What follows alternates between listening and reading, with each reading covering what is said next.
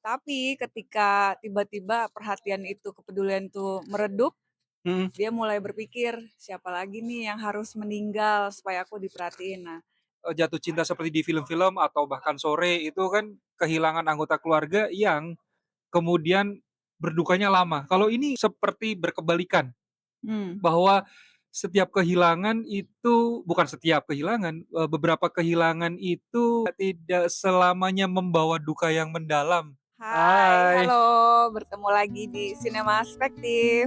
Tontonan boleh udah selesai, obrolannya baru dimulai. Kembali bersama saya dengan Dewi. saya Husni Effendi. Kali ini kita akan, mau ngebahas nama filmnya Tinggal Meninggal. Kita kan baru selesai nonton nih, kita Mhm, akan bahas dan karena memang ini juga cukup menarik ya filmnya, Tinggal Meninggal ini disutradarai, penulis dan sutradara debut, Christo Immanuel. Ceritanya dulu kali ya, mhm ceritanya mhm. itu adalah tentang, tokoh utamanya, namanya Gema, dia pegawai kantoran, agensi.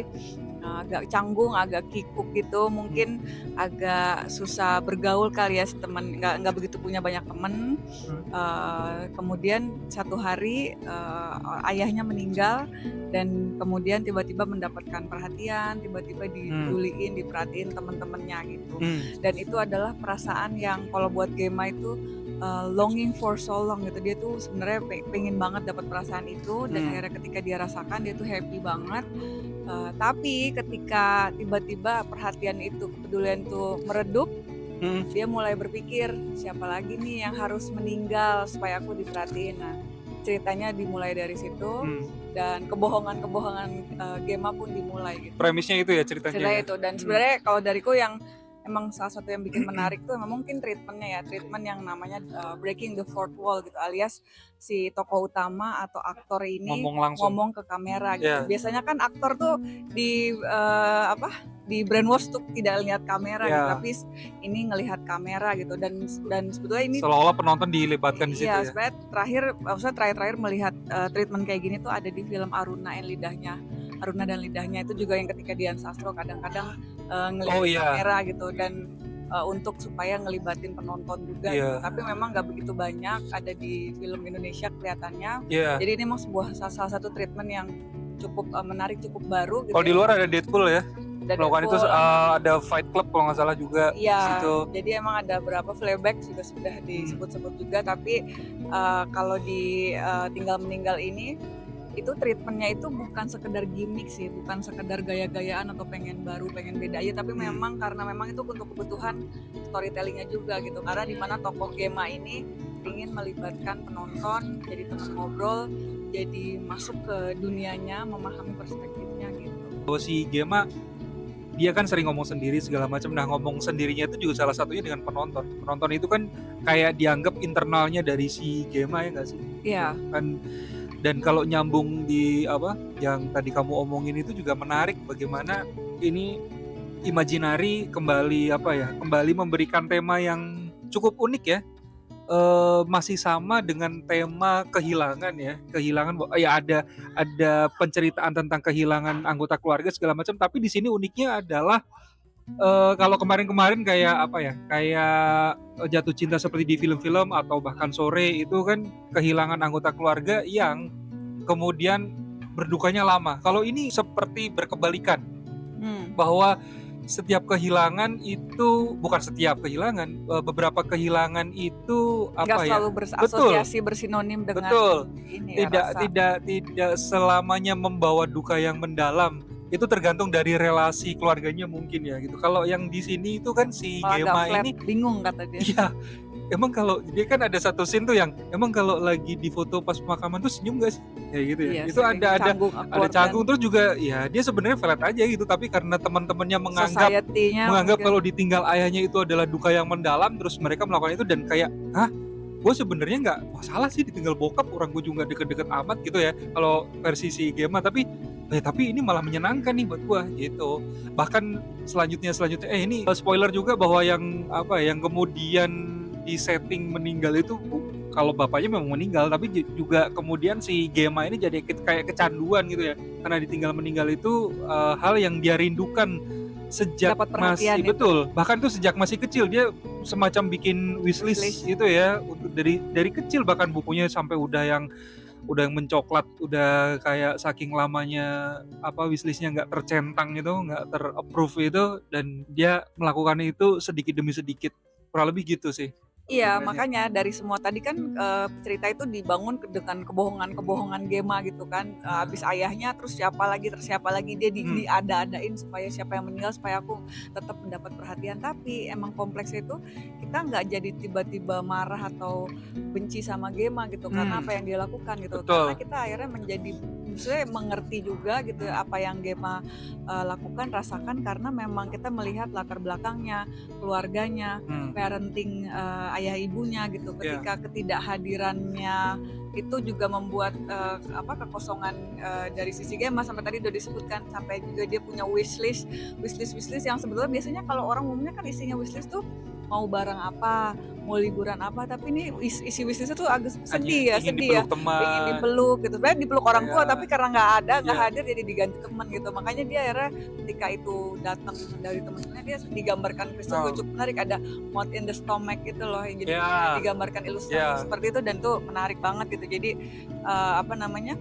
pengen makan bareng, pengen dipeluk, pengen olahraga, main bola bareng itu, dan itu yang rasanya sebenarnya sedih gitu. Tapi memang rasa ini sih menertawakan, membercandai dan kayak semacam mempermainkan kematian tuh sebenarnya agak sedih dan getir juga ya. Tapi sebetulnya ini masih komedi kok gitu. Sebenarnya ini masih tetap film komedi dan masih ada ya kelucuan-kelucuan, apalagi karena ada agency gengnya Gemma nih yang di kantor gitu, yang memang disinilah letak kelucuannya gitu. Karena aku ngelihat karakter teman-temannya Gemma tuh juga kayak they are so real gitu, deket juga gitu, emang kelihatan lah deket-deket kita tuh nggak jauh-jauh gitu. Menjadi representasi dari dari wajah-wajah sosial kita gitu ya. Iya, very relatable. Ada pasti teman-teman kita juga ada gitu ya, deket-deket kita tuh juga ada di kantor, di sekitar juga ada. Orangnya political correct segala macam. Dari pertama gitu. Ya si Bos Cokro tuh yang udah bos boomer, usia boomer, tapi pengen agak-agak relate, pengen ala-ala kayak Gen Z. Terus kayak si Ilham gitu ya, sebenarnya juga kenapa dia bisa kerja di situ ya, ternyata dijawab terakhir kan kenapa dia bisa kerja di situ, ternyata ada unsur ada nepotisme atau apa ternyata, karena kan dia kan suka nonton YouTube atau tidur di saat kerja gitu. Terus ada Kerin, ternyata mungkin memang itu kayak istilah kayak SJW itu yang orangnya politically correct gitu loh, yang kalau di X atau Twitter kalau kita salah ngomong dikit ntar dia nyamber marah-marah karena dia udah bertaburan tuh kata-kata dari si Kerin ini kan model yang please be sensitive gitu ya, terus mental health, so privilege, bahasa-bahasa yang kayak Kerin banget gitu. Dan terus kemudian ada Naya yang kayak influencer yang pengen influencer viral bener-bener live atau apa, walaupun yang nonton sedikit gitu ya. Terus ada Danu yang juga kayak pengen banget jadi traveler tapi ternyata juga palsu juga. Dan sebenarnya ya tokoh menarik di sini juga Danu juga sebenarnya beda tipis dengan si Gemma ya. Betul, variasinya hanya berbeda. Sebenarnya juga sama-sama dia ingin mendapatkan pengakuan, validasi segala macam. Padahal dia melakukannya dengan sosokan traveling luar negeri segala macam. Padahal itu hanya editan sendiri segala macam gitu. Dan makanya di situ dia menjadi tokoh yang paling curiga pertama ya. Ini bener nih anak gitu, kayak kok masa bertubi-tubi sih gitu loh. Sampai mana ada orang bohong buat perhatian, ada, karena ternyata itu actually me gitu. Betul. Gitu. Gue kayak gitu, tapi ya gak mungkin disampaikan gitu. Justru yang paling relate adalah si Danu ini, dan dia seperti seperti mencari bukti lah bahwa si Gemma ini bermasalah gitu. Ada something. Iya sih. Itu sih. Ya ada something dengan Gemma gitu. Dan tapi ya diantara selain lucu, kocak gitu ya, timing komedinya juga pas, editing pas, aku juga menikmatinya gitu. Tapi juga emang ini ngajak kita bercermin gitu, karena sosok seperti Gemma ini ya at some point in our life I believe itu juga ada sisi Gemmanya gitu. Kadang-kadang kita ngerasa kesepian di tengah keramaian gitu, kadang-kadang kita ngerasa socially awkward Hmm, atau nggak fit in aja gitu hmm, kayaknya, terus kita bingung tuh harus gimana gitu ya, kan. Dan itu tuh, apa namanya, real juga gitu, mungkin kita juga ada ngerasa kayak gitu dalam satu, fase hidup kita gitu. iya, Meskipun meskipun dinamis kita lah ya. meskipun kita Hmm, nggak relate pun gitu, tapi ini hmm. juga filmnya nunjukin bahwa orang yang kayak Gemma itu ada gitu, dan, Dan eee siapa tahu itu memang kita gitu ya, dan dan bagian-bagian dari dan kita. ngingetin kita semua juga mungkin empati juga dalam artian nggak, tiba-tiba langsung dengan mudahnya melabeli, apa namanya, freak gitu ya, atau aneh gitu, atau even even camen itu loh, cacat mental Nah, gitu ya, yang ya. Kalau gue sih ngelihatnya ini tetap tetap humor ya, ya jatuhnya dark joke atau gimana mungkin getir, ya, ada getirnya betul walaupun betul ada karena getirnya tapi juga iya tetap ada lucu. iya soalnya tidak semuanya atau tidak selamanya kematian harus dihadapi dengan tangisan ternyata gitu loh. Kalau Iya, aku sih nangkepnya gitu ya, bahkan itu ketika terjadi ke anggota keluarga sendiri gitu. Ya dilihat iya ya gitu, dilihat kalau dulu situasi atau normalnya, konteksnya. wajarnya biasanya gitu kan nangis kalau ditinggal anggota keluarga sampai berduka segala macam, enggak gitu dan memang diceritakan kronologinya ya kenapa dia nggak berduka ya wajar gitu. Karena ada latar belakangnya Betul, juga. itu sih yang menarik. Salah satu yang, debut, Iya, menonjol lah gitu. Kalau betul. buat karya perdana oke lah gitu. Maksudnya ini masih sangat, menarik untuk melihat menanti yang berikut-berikutnya gitu. Betul betul. Tapi kalau lihat jumlah penonton, nah ini kan kita saat kita nge-record ini hari keempat nih, Agak berat nih kayaknya hari nih. ketiga sorry Heeh, kan 14 sekarang heeh. tanggal 17 nih gitu, pada saat kita nge-record ini gitu.